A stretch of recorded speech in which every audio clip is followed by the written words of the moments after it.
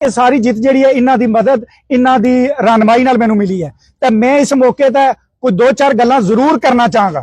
ਮੈਂ ਪੈਗਾਮ ਦੇਣਾ ਚਾਹਾਂਗਾ ਉਹਨਾਂ ਤਾਕਤਾਂ ਨੂੰ ਜਿਹੜੇ ਪੰਜਾਬੀ ਚਾਹੁੰਦੇ ਤੰਬੀ ਛੁੱਕ ਕੇ ਹਰ ਵਾਰੀ ਟੁਰ ਪੈਂਦੀਆਂ ਨੇ।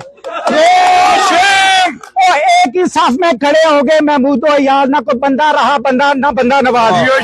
ओ भाई जी परसों दी फिश पार्टी तको नून भी उठे काफ भी उठे, उन्होंने ये दसो नून काफ मीम शीन वालियां नूं ते फार्म 47 वालियां नूं भी उन्होंने दसो ये बाहर है इत्थे वकील अपनी मर्जी नाल वोट पाउंदे, किसा दे जर खरीद गुलाम नहीं ना ये मनदे हुकूमतां नूं, ये अपने दोस्तां नूं मनदे ने, अपने प्यार नाल वोट पांदे ने। ते एक नवी टीम भी रली सी, मैं नाम ना लैण लगा, तू कौन है मेखा नवी गड्डी नवी जैकेट ठीक है। ओ लोकां ओ टिकटां वंडदे सी जाली पीटीआई जेड़ा सरेआम नारा मारदा इमरान खान जिंदाबाद। लेकिन एक गल मैं क्लियर करना चाहता, एक गल मैं क्लियर करना चाहता, ये स्टेट भी साडी है, ये फौज भी साडी है, पाकिस्तान फौज भी जिंदाबाद, इमरान खान भी जिंदाबाद।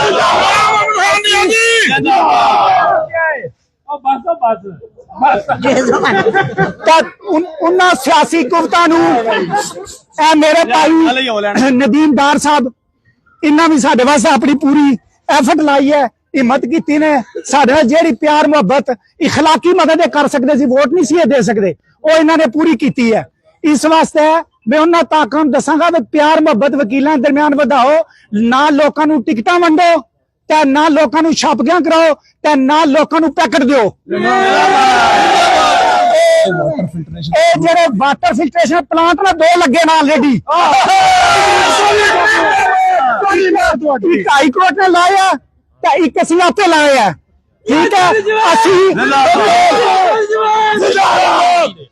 वकील ने जेडे ये माशरे विच माड़े लोकां दी ते माड़े तबकात दी खिदमत करदे ने, इन्हां नूं तुहाडी खिदमत दी लोड़ नहीं। एक और तुहाडे दे विच चलियो असीं जेब विच पाई फिरदे हां।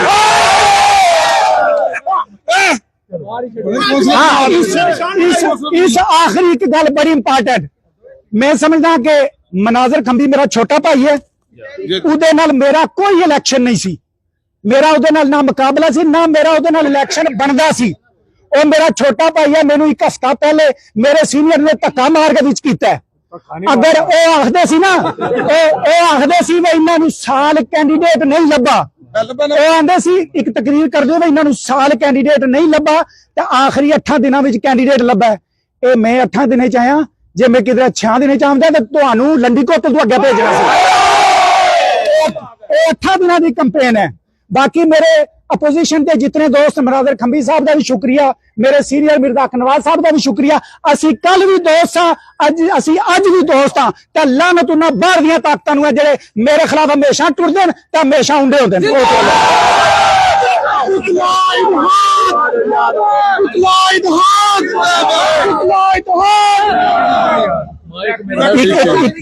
एक थल्ला गए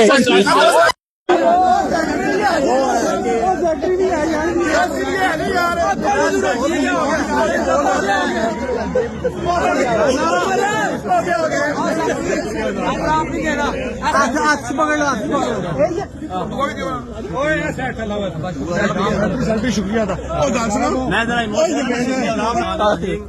सब तो पहला तो अल्लाह ताला ने जात ना बहुत बहुत शुक्र है जिस सानू ये मौका दिता है। तमाम दोस्तां बुजुर्गां भाइयां ना बहुत शुक्रिया जिन्ना इतनी इज्जत नाल नवाजिया और अल्लाह ने जात ना शुक्र है इस काबिल।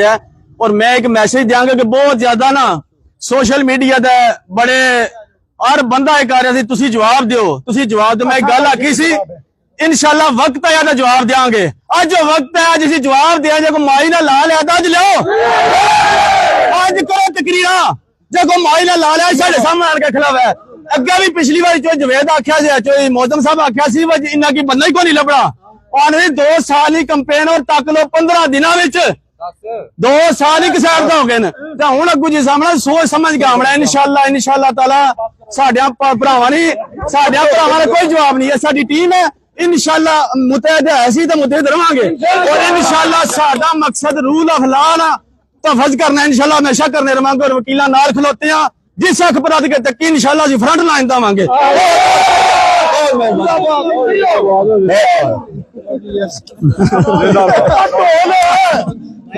आप ही मार लिए